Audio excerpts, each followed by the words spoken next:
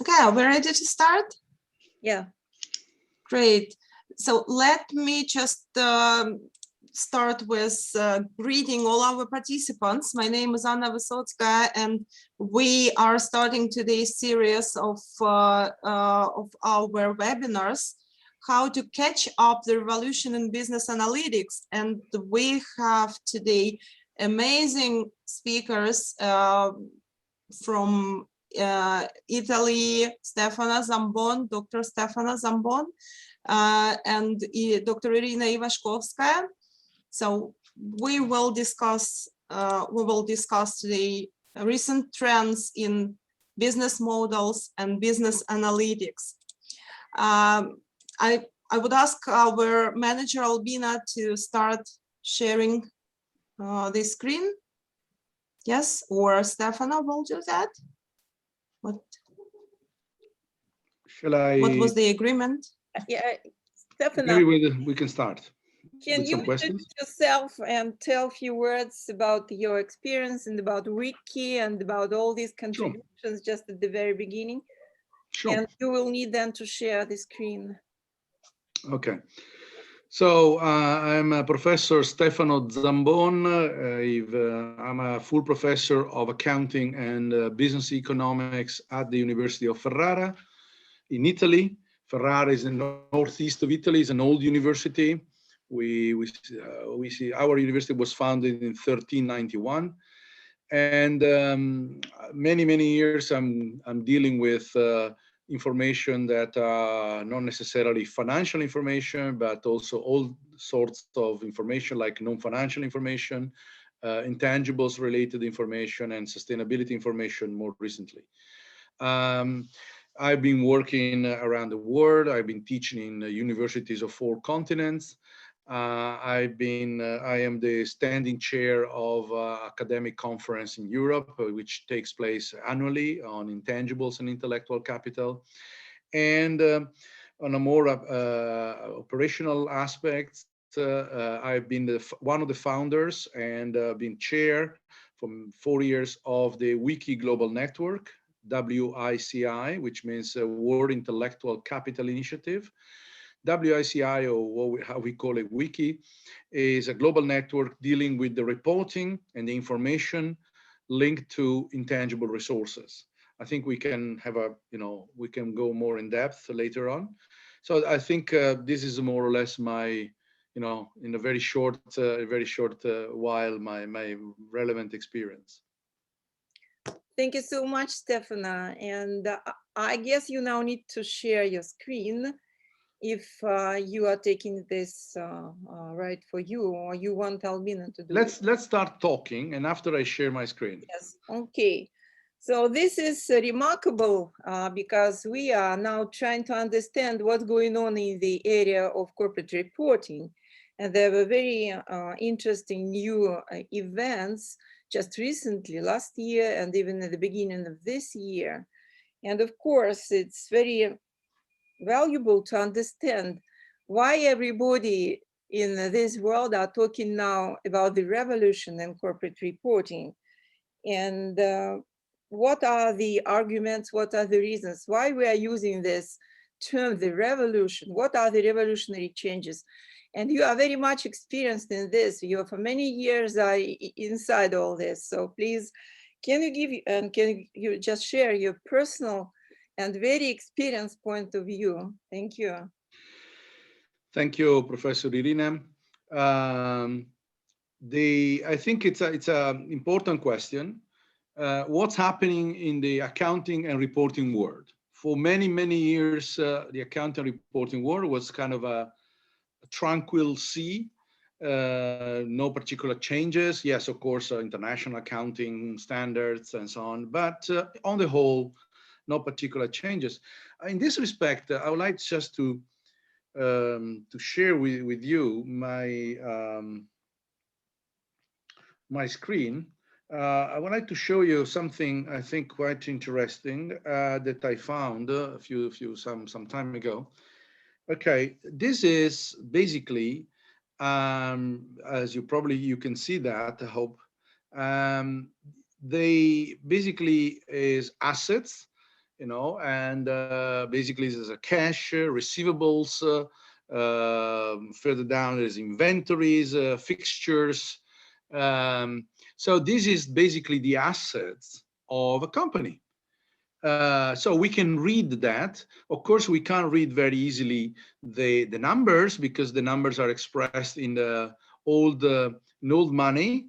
But you know, the items it's easy for us to read even now. And the interesting thing here is that this is a very old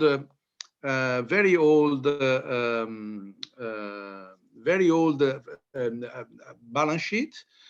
As you know, this is basically in the 1300s balance sheet. And if we go ahead, these are the liabilities. And once again, there are payables, as you can see on your left. You have a number of different payables, so debts, basically. And further down, you have owner's equity. So what we call today equity, you know, or shareholders' equity, basically. And inside the shareholder equity, the second item, you can see this is called net profit. Once again, this is a 1300s balance sheet, and it's not enough. We have also a final one, which is basically profits, as you can see, total gross profits. These are profits on trade, the profits on foreign exchange. And then we have deduct expenses. So rent, living expenses, depreciation. And this is basically a profit and loss account of the same age. So what I'm trying to say here, I'm trying to say that accounting for many years, for many centuries, I should say, has formed the basis for the calculation of profit, for the wealth of the corporation, the wealth of shareholders, the business analytics, and so on. Another good, so this is, as I said, is at end of 13, as you can see, is 1399. Once again, same type of concept. We can go maybe quicker here. United States Steel Corporation, the 1902 balance sheet, this is, sorry, profit and loss account, corresponds perfectly to the consolidated income statement of 2012. So basically more than 110 years of difference. But it's very comparable. There are very small differences, you know, after 110 years. And similar things with the assets. You see they're perfectly comparable. And guess what? Same thing with the liabilities. So what I'm trying to say here is the fact that accounting has been always the basis for many of us, the obvious basis of reference. But in the last 20, 25 years, the economic, financial scenario changed dramatically with many new things coming along. And in particular, another important thing is that accounting, some people started asking themselves, but is accounting able to represent value? Do we need other metrics? Do we need other information, perhaps? So after, you know, many centuries, suddenly, so to speak, you know, we need, many people started saying, maybe we need something else. So I'll show you something else. And clearly, also academic research pointed out that the usefulness of financial information started shrinking, started to reduce very quickly. And many people in the accounting world started saying, hey, wait a minute, is accounting relevant anymore? Is accounting really representing value? Is helping us to take the right decisions for decision makers, for external decision makers, for internal decision makers? One of the facts that I would like to show you is the fact that this is not even too recent, but it's not very different at the moment. This is the difference between the equity value, so the accounting value of companies, and their market value, the financial market value. So this is the difference basically between the market to book, this is called market to book ratio, which signals basically how many times market prices the value of the accounting value of companies. And as you can see, for many years, but as I said, at the moment, it is not necessarily very different from that. For many years, the accounting value and the market value have been very much the same, as you can see on the left-hand side. But the more we progress towards the 90s and the year 2000, more and more the market price started being very, very different, much, much higher on average with the S&P 500, on average much higher than the equity or the accounting value. So of course, many people started saying, hey, what's going on here? And in fact, some academic research pointed out a quite interesting relationship between the usefulness of a financial information. So basically this quite sophisticated academic research pointed out the fact that the market value, the financial market values of companies does not necessarily take into account the accounting numbers. So this is the quite interesting picture of the decreasing relevance of accounting numbers vis-a-vis the financial market, the capitalizations, if you prefer, of companies in financial markets. So as you can see in the 50s on the far left of the graph, you can see that in the 50s, basically there was, the two numbers, I mean, market value and accounting value were more or less the same. The more we progress towards our years, the less accounting numbers become relevant for the value of the financial value of companies in the markets. So also this, I think it's an interesting picture. So of course the question is why is happening all this? Three major causes. We don't want to get into all of this in lots of details. One of this is the estimates. So there are many estimates, more and more increasing number of estimates in our accounts, which of course decreases the reliability up to a point, because estimates by definition are estimates. So of course there's a role for subjectivity, which decreases, as I said, the credibility of the accounts. But even more, there are two important phenomena.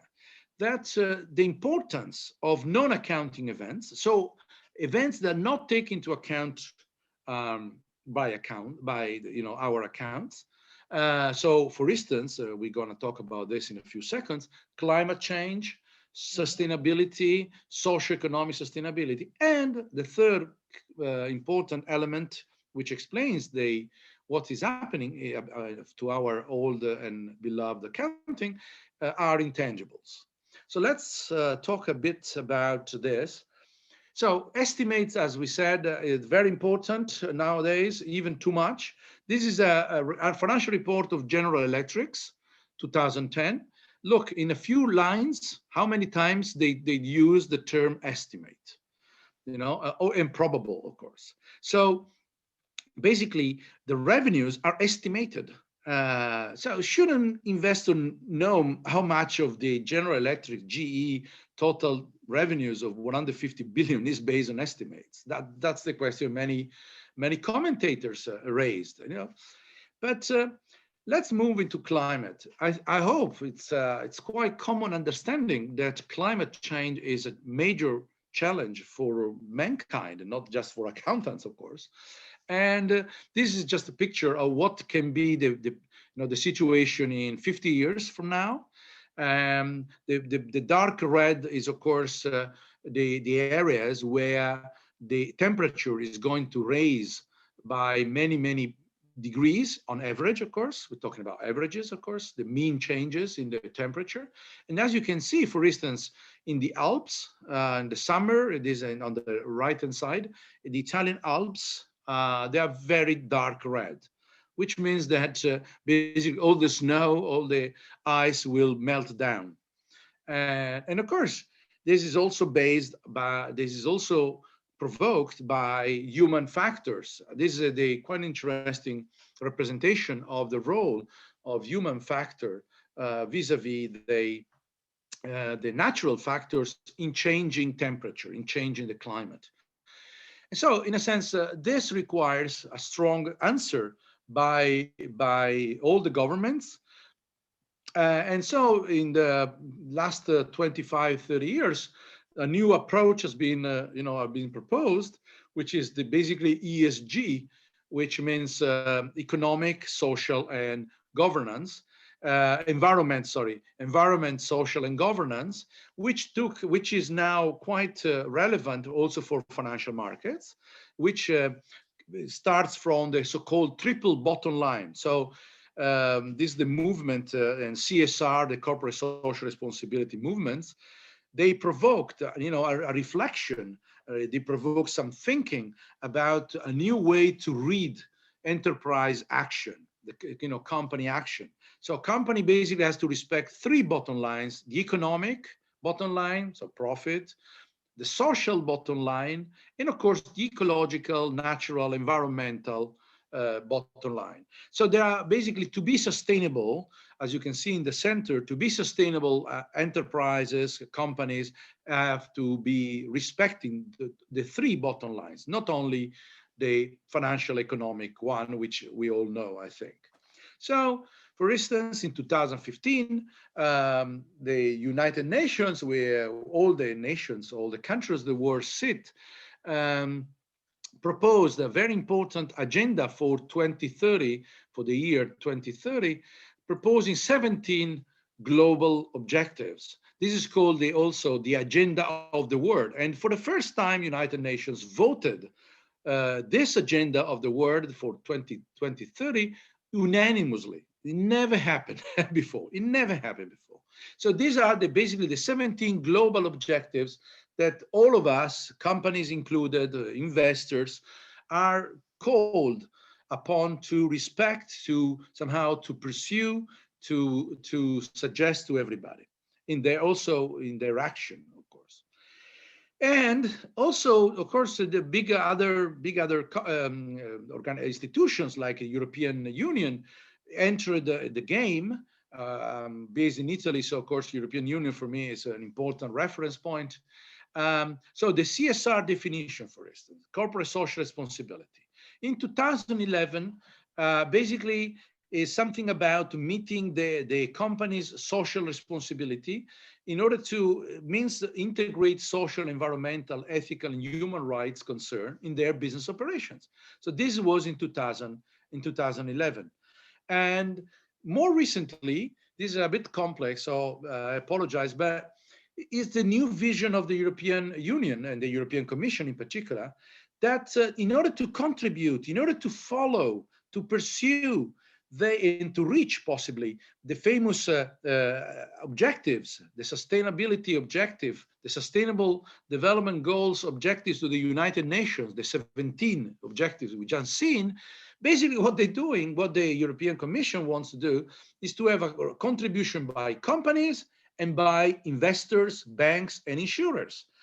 And of course, in order to favor, to make people and planet a better place, in terms of environmental terms and social terms.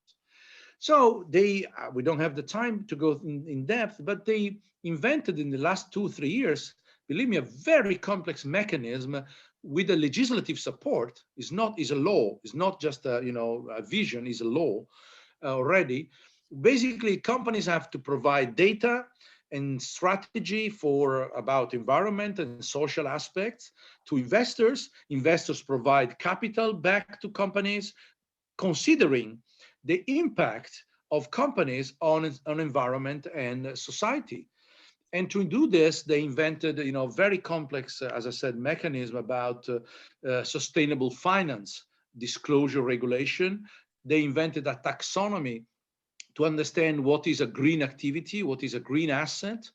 And of course, they have also issued a non-financial reporting directive, which non-financial means sustainability, basically reporting directive, which in a few days will be reissued by the European Commission. So basically, this is the Sustainable Finance Initiative, which is, of course, very recent, but very impressive in terms of impact on investors and asset managers and so on. Finally, let me just spend a few seconds about the third. You remember there were three aspects. There were estimates, there were non-accounting events such as climate change, and intangibles. I'm sorry, I have my hobby is about intangibles. Yeah, that's nice. That's nice. I know this.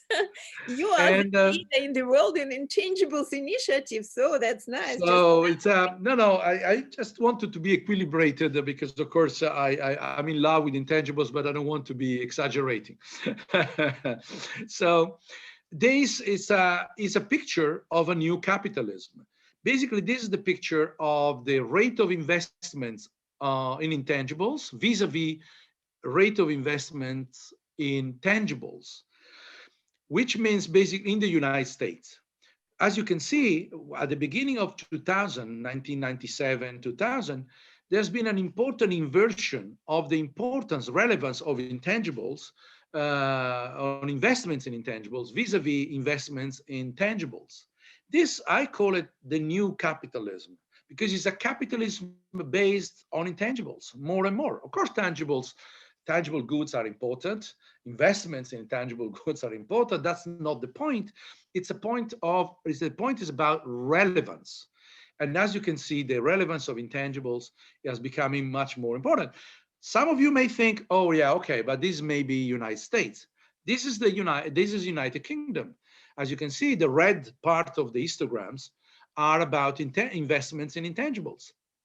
It's not difficult to see that investment in intangibles already in 2011 in the UK took over the investments in tangible assets. And in general, this is a European picture, okay? The continuous lines, the yellow and the blue continuous lines, are about European Union.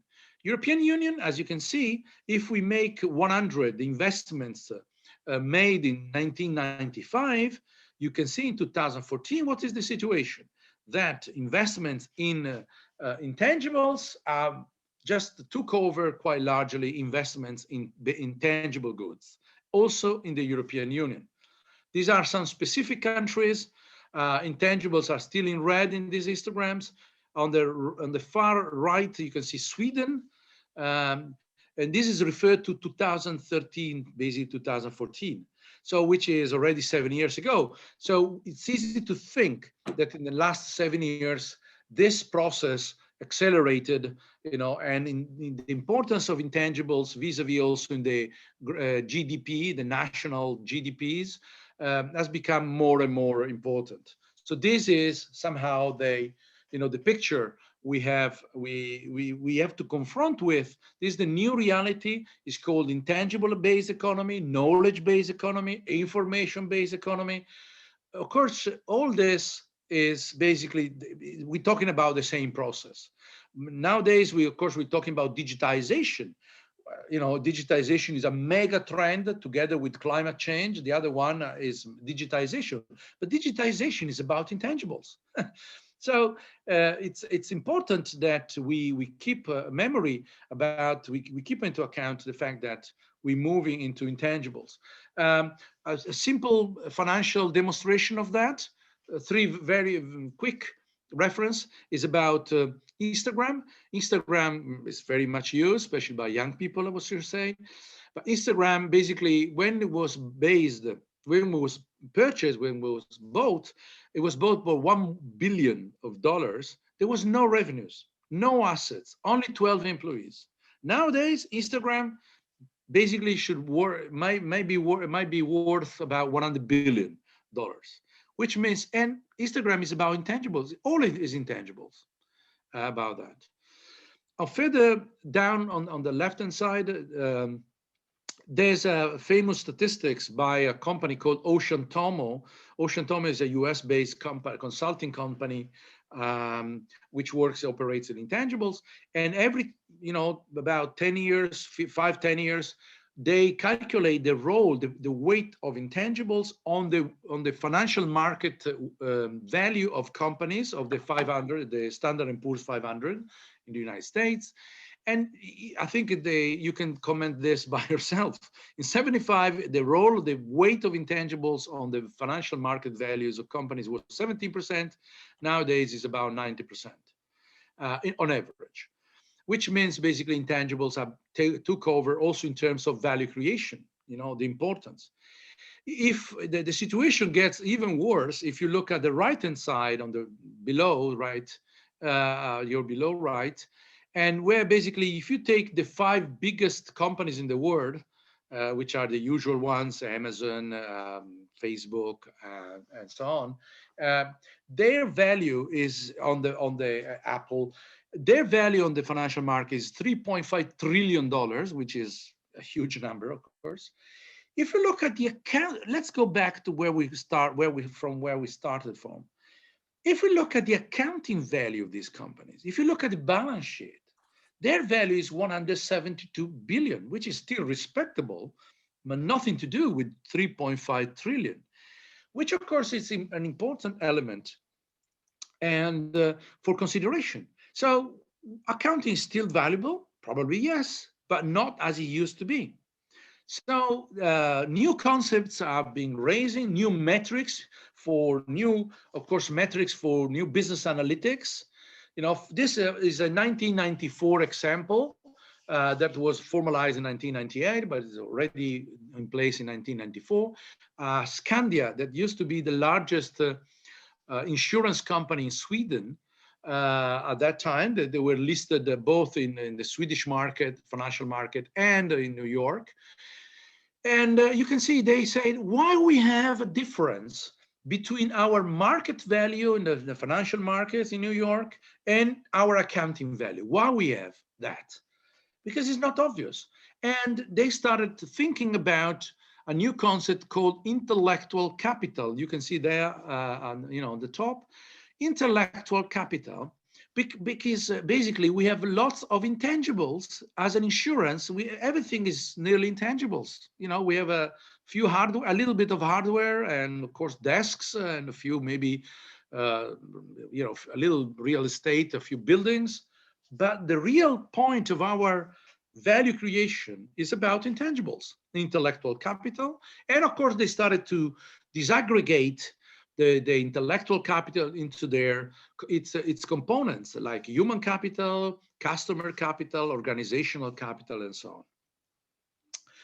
And this is where WICI comes in. Basically, WICI tried to give WICI, as I said, is the World Intellectual Capital Initiative, and what we tried to do is to basically give some definitions, to offer new metrics, to offer a framework for reporting on intangibles. This, for instance, is the definition of intellectual capital we offered in 2016, which basically intellectual capital encompasses, as you can see, the internal and external intangibles that are interrelated and available to an organization. They're not necessarily owned.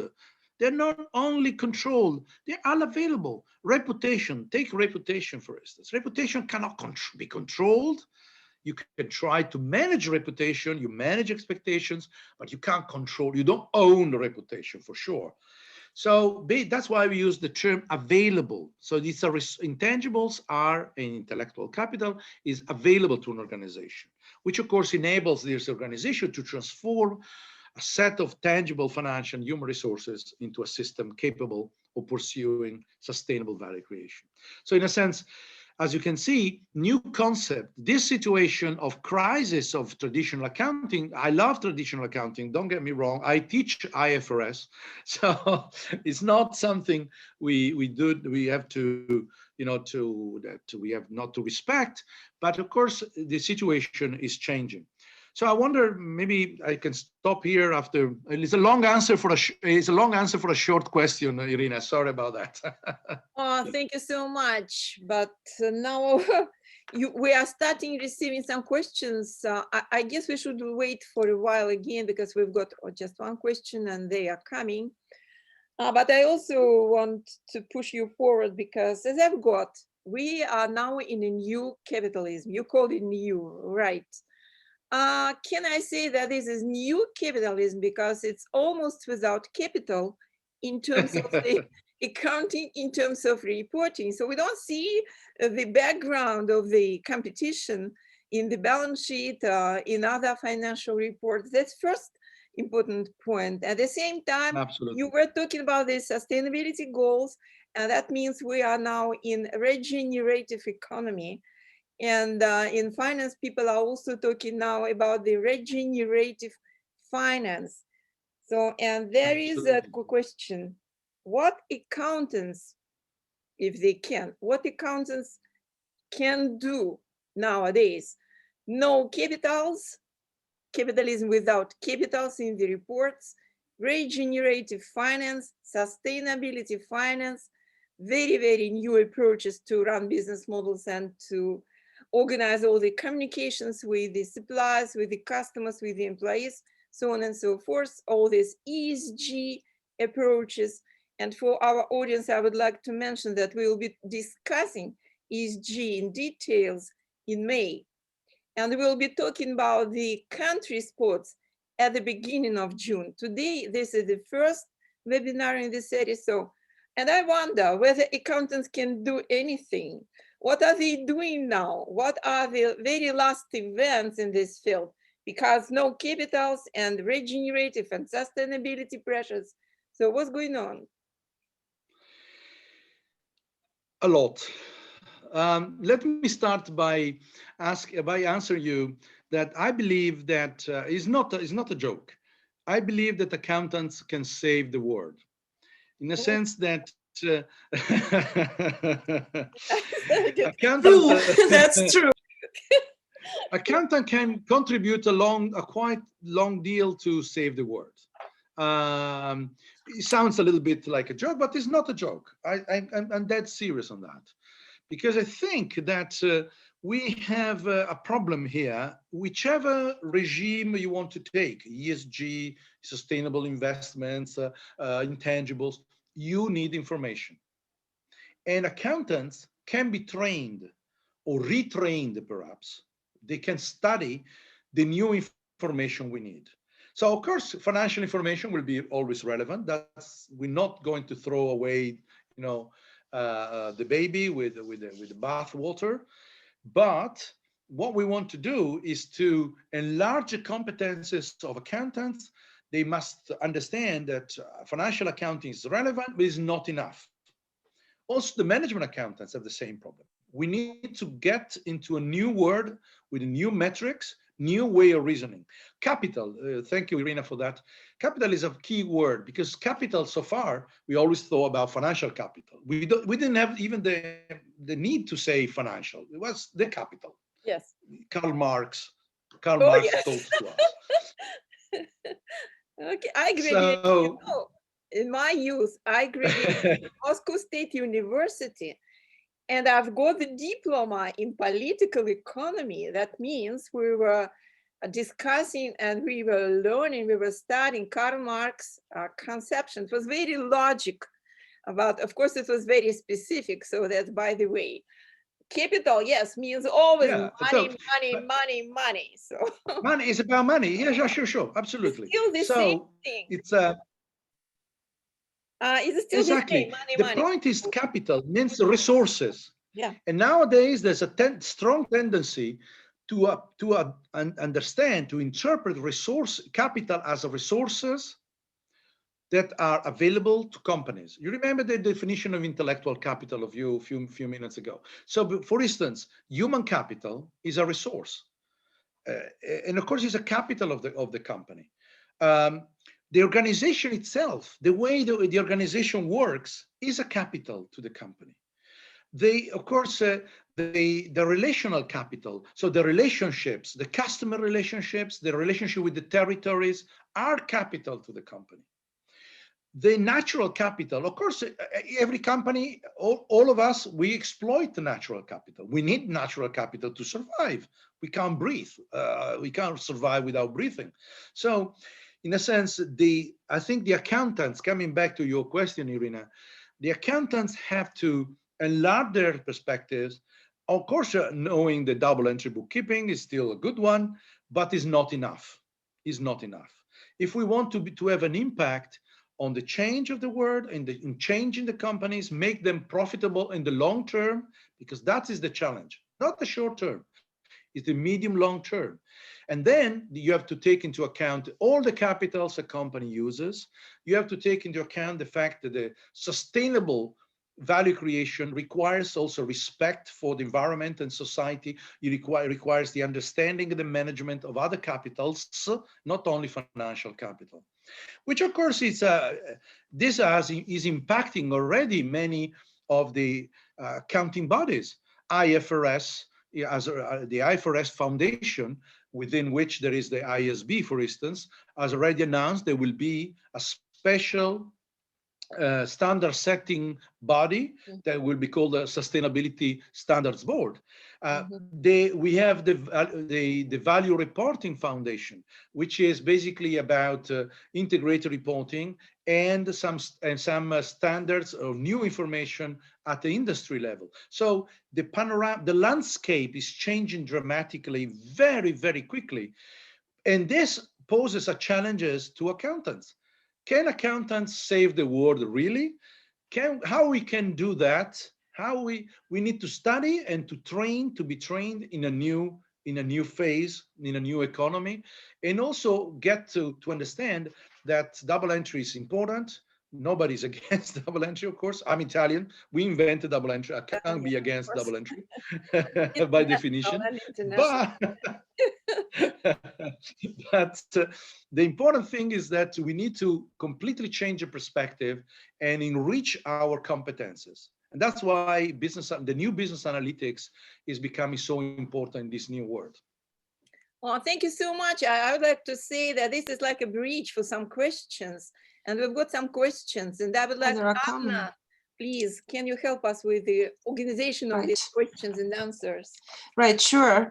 That's quite interesting that we are receiving more and more questions. And the first one was from Andrei, who is asking, what is the proportion of intangible and tangible assets in EM markets? Maybe transaction between tangible and intangible was caused by movement of production to West Asia markets. Okay. Well, the proportion nowadays, as you've probably seen, and there are some studies on that, Ocean Tomo study, for instance, it's clearly changed dramatically. Of course, depends on industry. Probably on some industries where there's still very heavy physical investments, the proportion is maybe 50-50. But the most profitable companies nowadays that we all know, like Google, Apple, Facebook, and all that, everything is intangibles. So it's becoming, as I said, the accounting value becomes trivial vis-a-vis the real value of the company. So in a sense, I don't have a definitive answer. The proportion intangible has changed dramatically. Intangibles are raised depending on the industry. And what caused that is not only the movement of production to West Asia, it's much more complex. It's about the fact that nowadays we have technologies that help us to do things in a very intangible way. Digitization, as I said, is a fundamental transformation of business, but digitization is based on knowledge. The knowledge is the mother of all intangibles. I always say this, because of course, knowledge produces intangibles.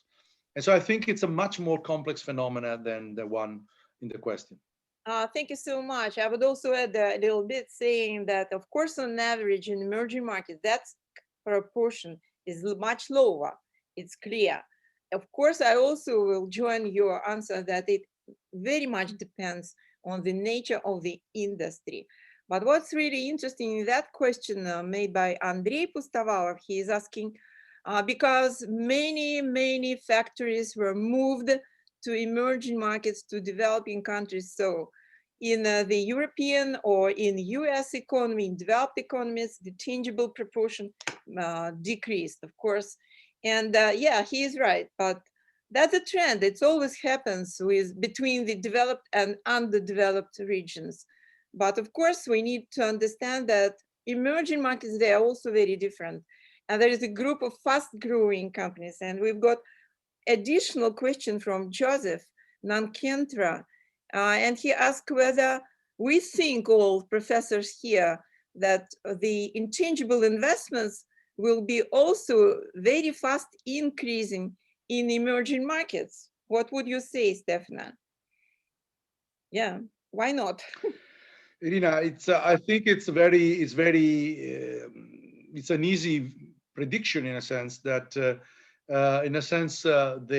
some of the most developed markets like US, UK, European Union is already reached quite a high level of the role of intangibles. And so I think intangible investments, the future of intangible investments will be more and more in emerging markets. So I think it's a good question. In a sense, this is a trend. It's a obvious trend because intangibles are linked to a better life, a better quality of life, after all, beyond metrics and so on. So in a sense, it's quite easy to predict that all the markets will move in that direction. It's just a matter of, it's not a matter of if, it's a matter of when. And I think the when will be quite short time. Yeah, and I would like again to remind to our participants and to everybody who are now joining us that at the beginning of June, we'll be showing the country trends. And we'll be inviting people and our colleagues from India and from Turkey and from some other Asian countries, as well as from European countries. And there would be like a conversation, a debate and comparison between the experience. But already we should understand that India is becoming a leader in some ESG events, in ESG reporting. And that means again that fast-growing economy as India, as China, of course, the proportion is much closer to that average, which was represented by Stefano. And for the developed indices for Standard & Poor's 500, this is for developed countries story. Because time is just going on, and I would like now to ask Albina to share the screen because nice, there was a breach here, and it seems to me we all now understand the business analytics is of course changing, the society is changing, capitalism is now without the capitals. So, and I would like to share our perceptions and our professional approach, how we can adjust to all these changes and to all these challenges. And we are all together today. We are both directors of the newly established program, which is 100% online, which will be based on Coursera, and it will start in September 29, so next autumn. And I'm Irina Ivashkovskaya, and I'm a professor and the head of the School of Finance and academic director of this program. And Anna Vysotskaya, who is also here, and she will join us in a few minutes. She is our executive director of our program because it's very time-consuming to produce that very interesting intellectual product, the master degree with the focus on business analytics. But it is going to be the master degree in finance. So we would like to fill in some gaps. Albina, please, next slide. So that slide shows that we would like to design, and we already designed our program to try to save the world, as Stefano said already, content should save the world. Our program is not just pure accounting program. It's a mixture of financial analytics, new approach to finance, a new approach to the vision of the company, that the company is the so-called living firm because it generates a lot of knowledge. And as Stefan already mentioned, the knowledge is the mother of all the intangibles of everything in the world. And our program also meets the new corporate thinking based on the idea of this new capitalism, or so-called inclusive capitalism, when we need to think hard about the ESG, about the sustainability goals, about the responsible corporation. What does it mean else, that inclusive capitalism? We need to think, and who is bringing all this knowledge and who is generating the knowledge? The knowledge is the mother, but who is the grandmother, I would say? Those are personal, those are people working for the companies, those are non-financial stakeholders who are generating within the companies, inside the business, the new knowledge, new components of intellectual capital. They are generating clients' capital, very good relationship, very stable. They are generating organizational component of intellectual capital. They are generating their own human capital and bringing new competitive advantages to the business. So that's what I'm saying here on the third bullet in that slide. Now we need to get rid of the shareholder primacy, I would say. This is maybe a very loud voice to say, but this is very true. We need to think in terms not only how we should increase shareholder value of the company, the value for the shareholders. We need also to think about the so-called blended value creation. And we need to understand how we are going to measure the value creation for all stakeholders, not only shareholders, not only creditors, not only financial stakeholders, but mainly nowadays for non-financial stakeholders, because they are generating this knowledge components which are generating all the competitive advantage nowadays. And that's why we need to understand all these requirements, new requirements to the business data. Our program is about this new events in the business data. Next slide, please. Second very important point for the content of our master degree program. We now need to think how we should secure the connectivity between the non-financial resources and how we are perceiving them, how we are measuring them, and of course, financial performance and financial data. That's why the first very important point in our program, we need to equip you with the practical skills, not only conceptual framework I was talking in the first slide, but on that slide, we are talking about the equipment, about the toolkits, about the instruments, about your practical skills that we would like to develop through our program.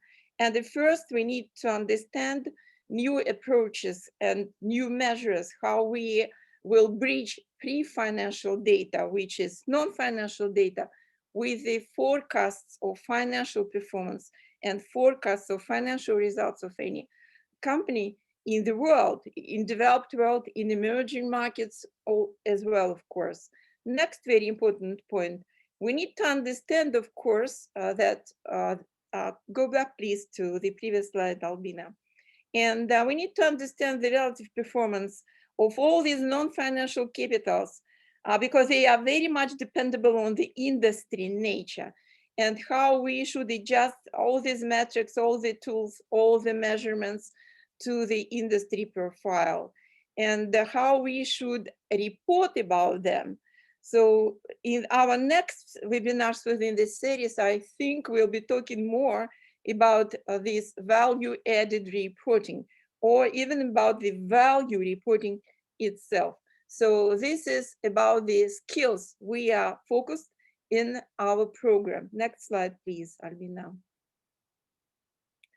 So this is the first part of the picture of the courses we are developing. We are the state-owned university in Russia. We are the leading university in Russia by many international ratings and rankings. Let's say QS identifies us in the area of accounting and finance as the single university in Russia visible in the world among the 100 universities in the world in that particular field, accounting and finance.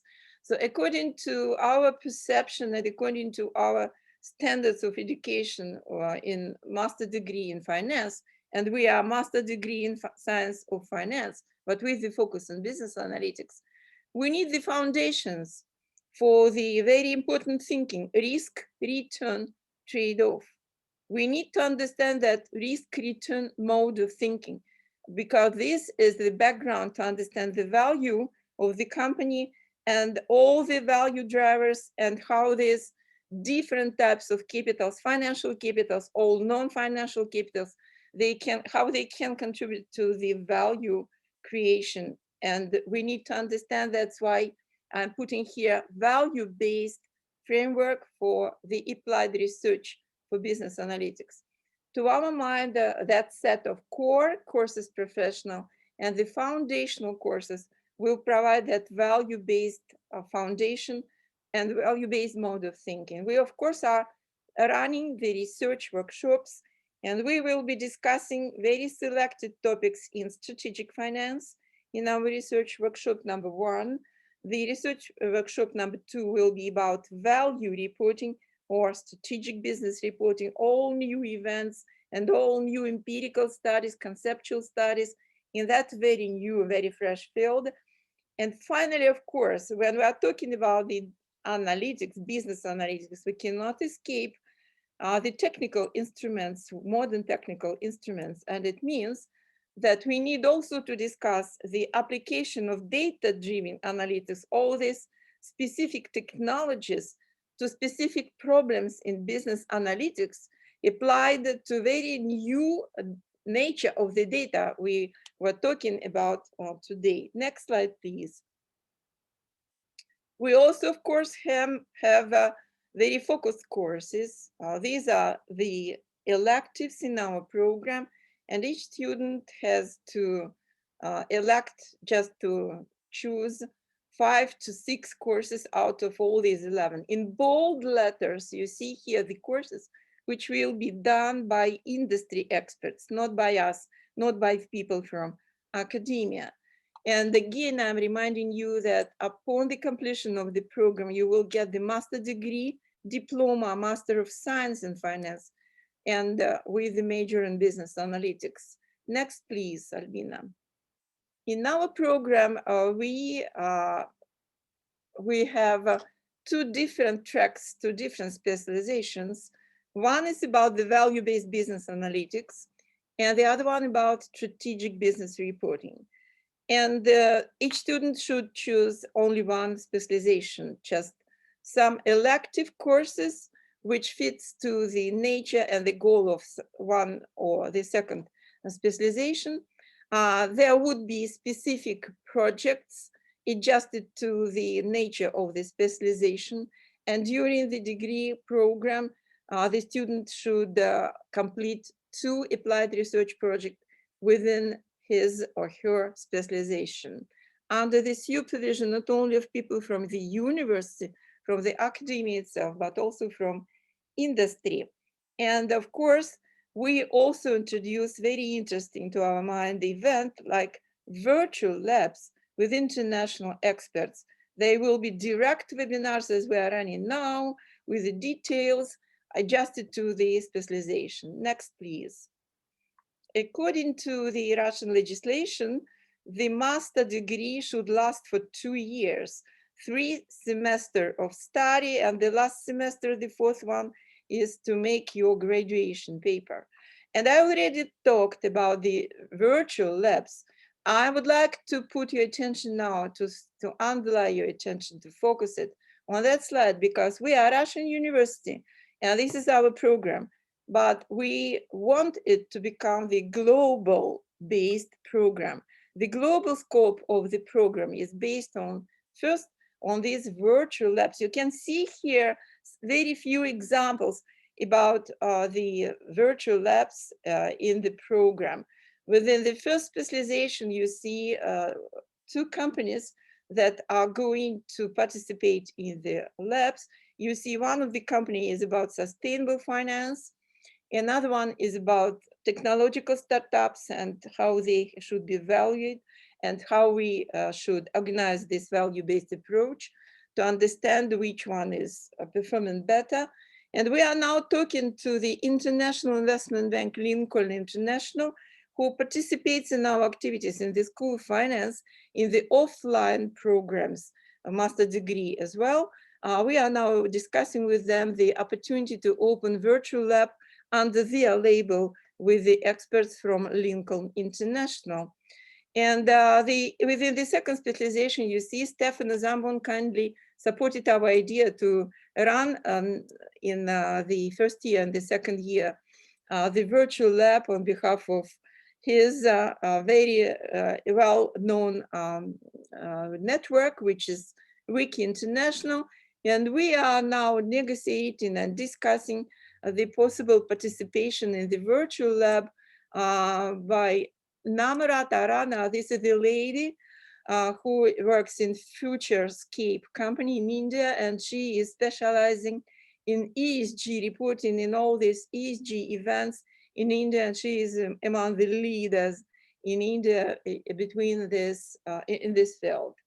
And of course, our global scope should be supported and will be supported by the well-established networking relationship with the professional association as ACC, ISPA, CIMA, IMA, and many other associations in the accounting field itself. And we will be doing at the very end of May, let's say 27th of May, specific webinar with the professional associations themselves. Their representatives will discuss with us why it is so important and how it is important for the professional certification. What we are talking with them about, not only within this webinar, but just between them.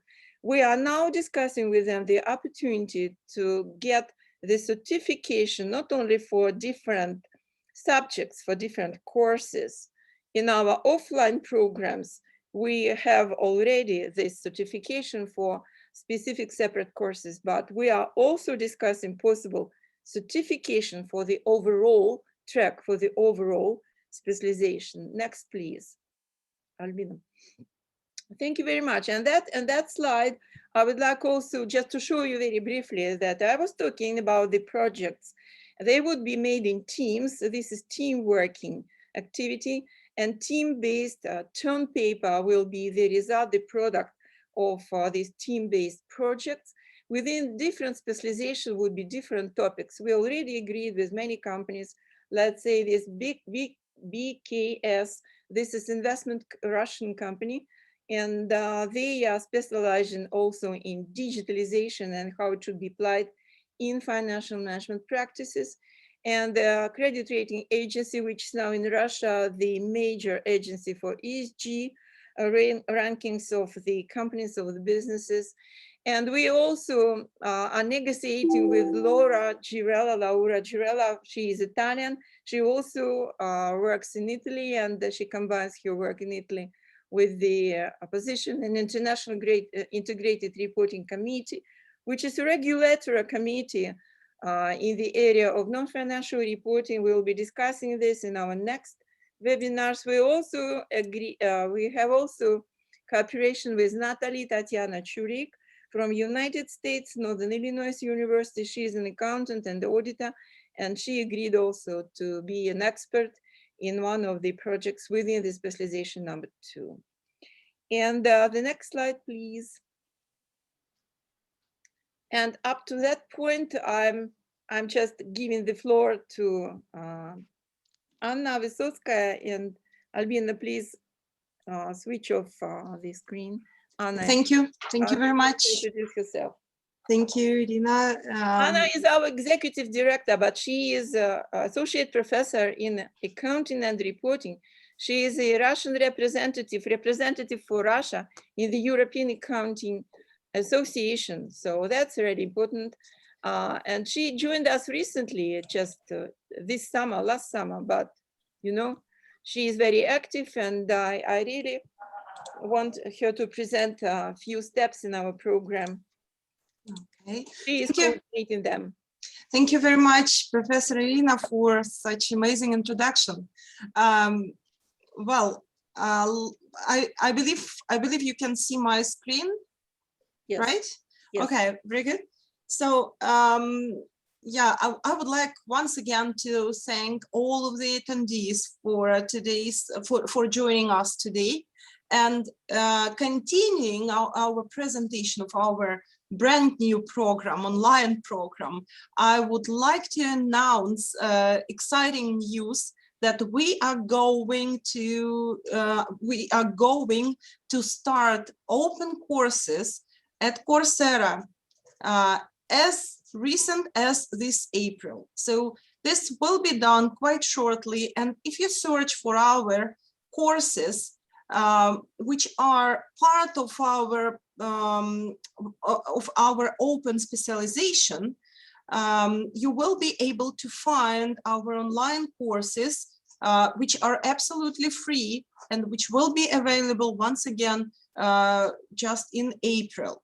So what you will have there is financial markets and instruments, IFRS, the basic level, theory of finance, corporate finance, and econometrics. So all these courses are part of our program and will be available this April, absolutely free for you, just to give it a try. What is important is your progress in these courses will be counted towards your degree if you join us in September. Well, so what you will get after graduation from our program, I will let you know a little bit about the careers which you will be prepared for. And basically, as you might already understood from the previous discussion, from Professor Zambon's presentation and from Professor Ivashkovska's presentation, is that business analytics is not just about the data. It's all about the finance and accounting as well, and financial management. So we are looking at, we are aiming at providing you with skills to succeed in business analytics, for financial management, for decision making and strategic advice, accounting and reporting, of course, and assurance for business analytics, which includes auditing. But it's quite an excessive area and discussable area right now, because assurance in non-financial world or auditing in non-financial world, this is subject for a separate discussion, and I believe that professors will agree with me in this really statement. Yeah, it's something which is going to develop and is developing right now. So what we are going to provide you with is micromodal. It's designed for your career planning. We will provide you with with direct meetings with representatives from financial institutions, from major banks. We will also have virtual live labs for our degree students. And as Professor Irina told, it will be led by our experts, both international experts and professional experts, practical experts. So we will also hold project workshops. And as you might know, our school has strong connections with global consulting firms, Big Four firms. We have departments at our school of all the representatives of Big Four. And what we also provide is access to global databases, such as Bloomberg, Thomson Reuters, Vantage, and Capital IQ. We have Bloomberg Lab at our school available to all our students, and we will be happy to share with you this experience as well. Now, once again about the degree, as you already heard, we will start this September, and going to the details on how this all will be organized. Once again, it is online, it is at Coursera platform.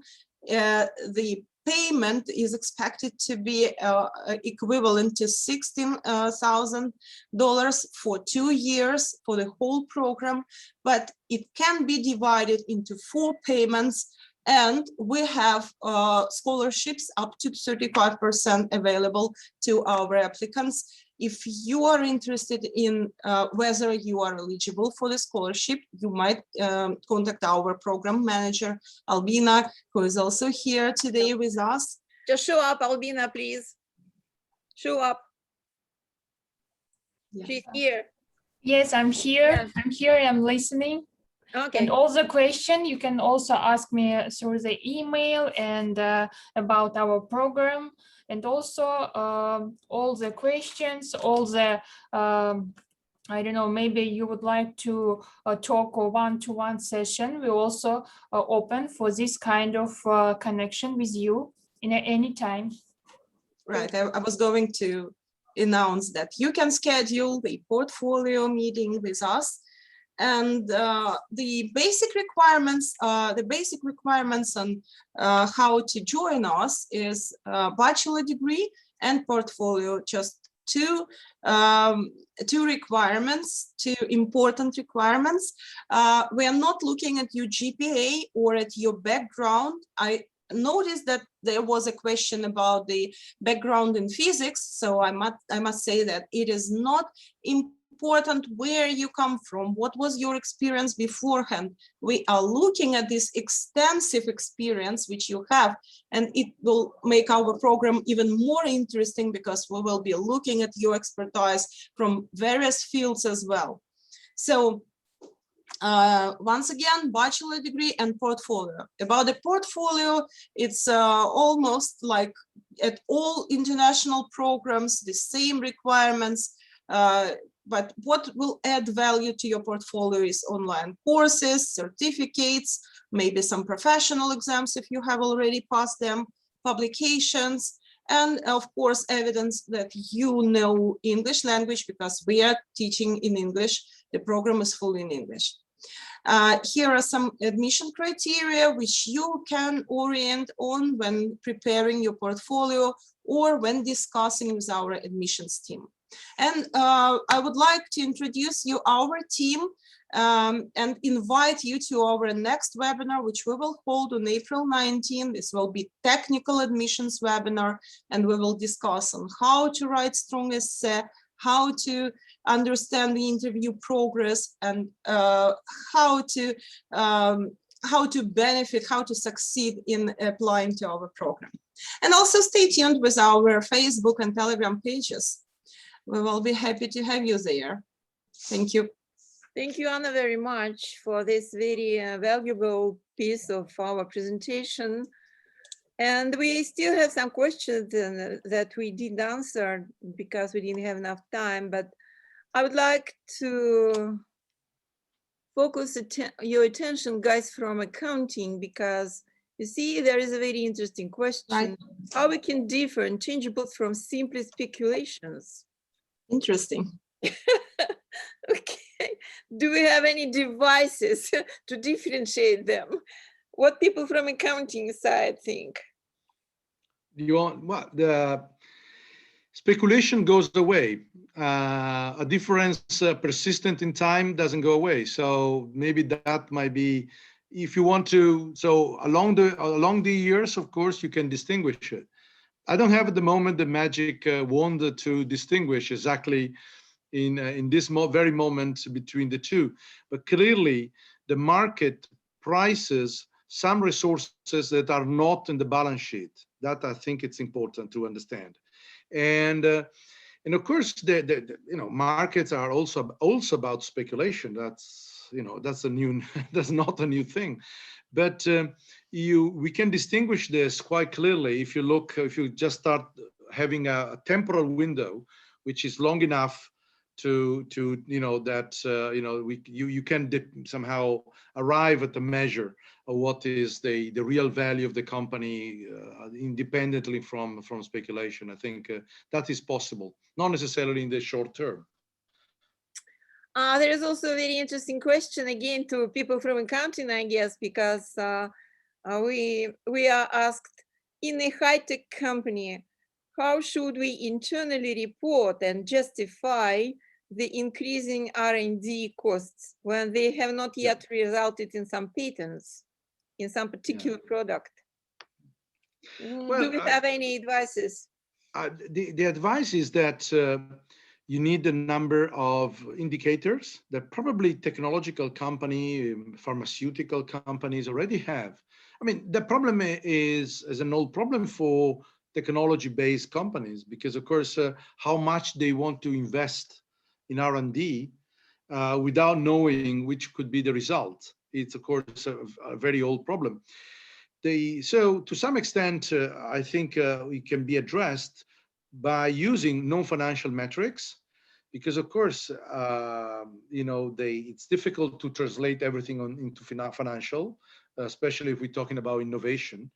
So innovation can have a prospect in terms of revenues, but also you can judge the quality and efficiency of your research department looking at the track, the track record in a sense of the company, And you can construct a number of indicators helping also the operators within the research to, to somehow to find a way to be efficient. Because of course, nowadays, the most you reduce the time to market, the best it is, because time to market is a key variable nowadays. Clearly, research by definition, we know that as academics, is, it's a risky process. So we're not saying here that all the risk will be taken away. But what we're trying to say is that you manage better, in better terms, the risks that you do, that you can carry, that you can face doing research. Thank you, Stefano. Thank you very much. We also have, I guess this is going to be the last question from the audience, from Svetlana Korolькова. According to the name, I think she is now in Russia. And she asked, is it possible to solve the problem of evaluating companies by solving your inverse problem that you already showed? And she continues, we will identify the most correlated metrics and then define the company's value equation. What do you think about it? Try, yeah, that's interesting. What I would like to add, in our program, remember I told that we are focused not only on the conceptual new frameworks and ideas and theories and methodologies, but we are also focused on the instruments, on the skills. And of course, we can run all different regressions, identify different drivers, but the major problem is how we can use them to forecast the future result, the future change in the value, specifically to the industry, specifically to the particular competition situation, so on and so forth. Next, how we can manage them just to make them to contribute more efficiently. And it's not an easy thing because it's about the motivation. It's about the metrics day by day, operational approach. It's about many changes inside the financial management procedure, strategic management, accounting, not only outside accounting, about the dashboards for metrics, how we can monitor the value changes in many companies, in many industries, day by day. And of course, then we will be talking about that value equation, industry by industry, company by company. That's why we are trying to involve as much project work as we can within this tight schedule. So do we have some other questions, guys? Maybe my colleagues see some new questions.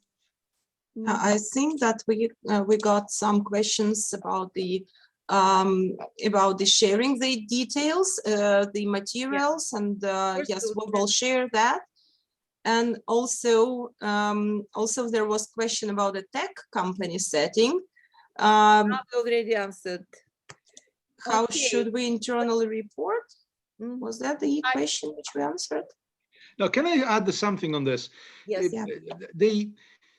We always, as accountants, we tend to think always about external reporting, which is of course important, but also we don't have to forget that internal metrics are fundamental to decision-making of managers, which to some extent, I think is even more important. Yeah. Or at least it's difficult to judge what is the most important, because I think, for instance, there was a DuPont, the famous US chemical company, DuPont, that I know for sure that for many years, they didn't know exactly how to calculate the return on their research and the families of research. Of course, they had many research projects. So they didn't know how to do it. And of course, their decision-making was flawed because, of course, they didn't have the numbers and the metrics to control what they would. So they were, going the rule of thumb. So I think that is something which we cannot afford in the future for a number of reasons. Also in terms of risks, you were talking, Irene, about value, but value is linked to risk. And I don't have to explain this to you. And clearly, this is an important element because all what we've been talking quite briefly, but I think in a kind of clear way, all climate change, knowledge, creation of knowledge impacts on risk rate, you Yes. know, and a specific risk rate, of course. Yeah. And so this means value, of course. You know, Stefano, in our program, we have the course, which is called Integrated Risk Management.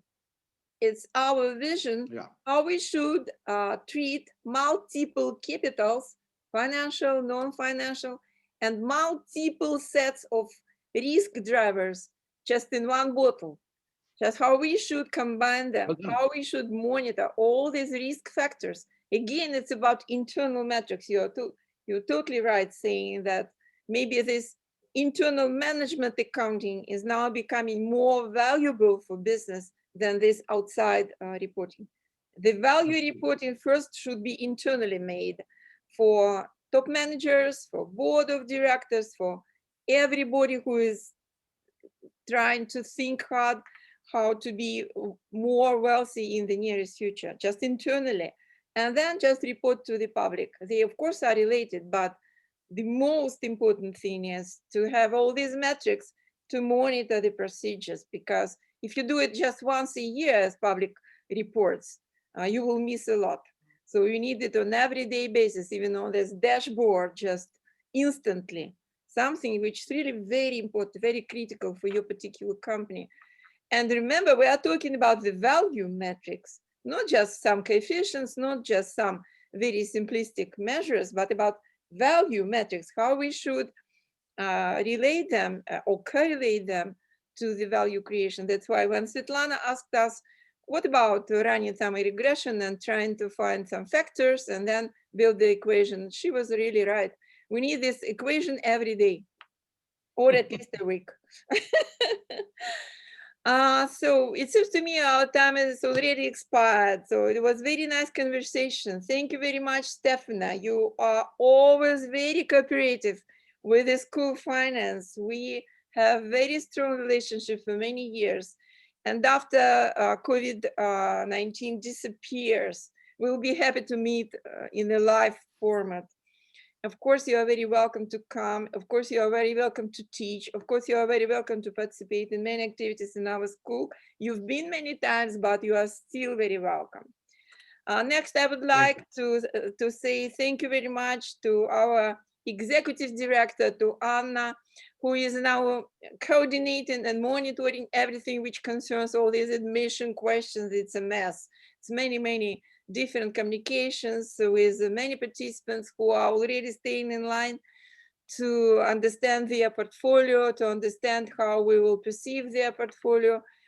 We have the specific days twice a week to discuss with some applicants in direct webinar, person by person, just in a direct manner, all the problems. So thank you very much. Albina is the manager of our program. The program is brand new. Albina in her life is also the first time being the manager of the program, but she's progressing every day. So that's really very nice and very important.